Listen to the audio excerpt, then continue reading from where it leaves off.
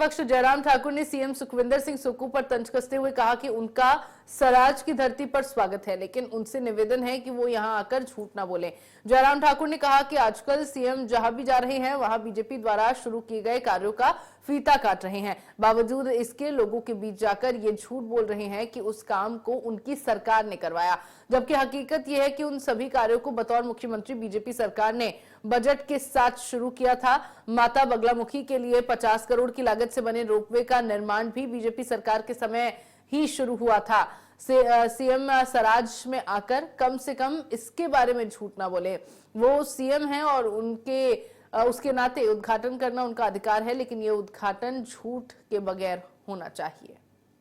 और कल आप मेरे विधानसभा क्षेत्र में आ रहे हैं, मंडी जिला के अंतर्गत सिराज विधानसभा क्षेत्र, मेरा जो वहां पर देवी का बहुत महत्वपूर्ण जो है वो स्थान है बगलामुखी जी का, वहां आप जा रहे हैं और हम सब लोगों पर बगलामुखी जी का आशीर्वाद सदैव रहा है। आप प्रोजेक्ट का जो प्रोजेक्ट देश का सबसे पहला प्रोजेक्ट है जो नाबार्ड के द्वारा फाइनेंस किया है, रोपवे का प्रोजेक्ट जो 50 करोड़ की लागत से जिसका मैंने शिलान्यास किया था, एक साथ बजट का प्रावधान उसमें था, वो बन करके तैयार हुआ है और कल भी आप यही बोलेंगे। मेहरबानी करके मुझे सिर्फ इतना ही कहना है, सरकार कॉन्टिन्यूटी में होती है, मैं भी इस बात को जानता हूं, लेकिन आप असत्य मत बोलिए, झूठ मत बोलिए, गुमराह मत करिए। जो हकीकत है आप उद्घाटन करिए, कुछ चीज जो भी प्रोजेक्ट उद्घाटन के लिए तैयार होता है उसका आप उद्घाटन करिए, लेकिन इस प्रकार से झूठ बोलना उचित नहीं है।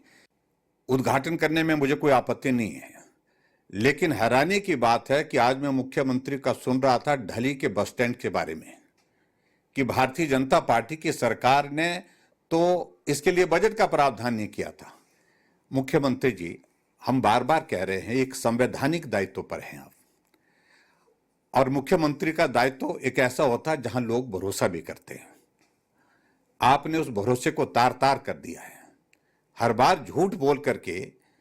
गलत बयानबाजी करके, मुझे मालूम नहीं आप क्या हासिल करने जा रहे हैं। आपकी जानकारी के लिए ढली का बस स्टैंड स्मार्ट सिटी के प्रोजेक्ट के अंतर्गत स्वीकृत हुआ था और 2022 में भारतीय जनता पार्टी ने 4 करोड़ रुपए का बजट प्रावधान की शुरुआत के साथ पहले बजट का प्रावधान किया और उसके बाद शिलान्यास किया, और उसके बाद स्मार्ट सिटी के प्रोजेक्ट में जब प्रोजेक्ट का काम शुरू होता है, इंस्टॉलमेंट में पैसा आता है, यूसेज जो होती है उसके बाद पैसा आता है। अब 12 करोड़ की लागत से वो बस स्टैंड उद्घाटन करने के लिए तैयार हुआ और तैयार होने के बाद ये बोलें कि इसमें भारतीय जनता पार्टी का कोई योगदान नहीं है, यानी कि केंद्र सरकार के पैसे का कोई योगदान नहीं। मैं समझता हूं कि ये बहुत दुर्भाग्यपूर्ण परिस्थिति है कि इस प्रकार दिन की रोशनी में, दिन के उजाले में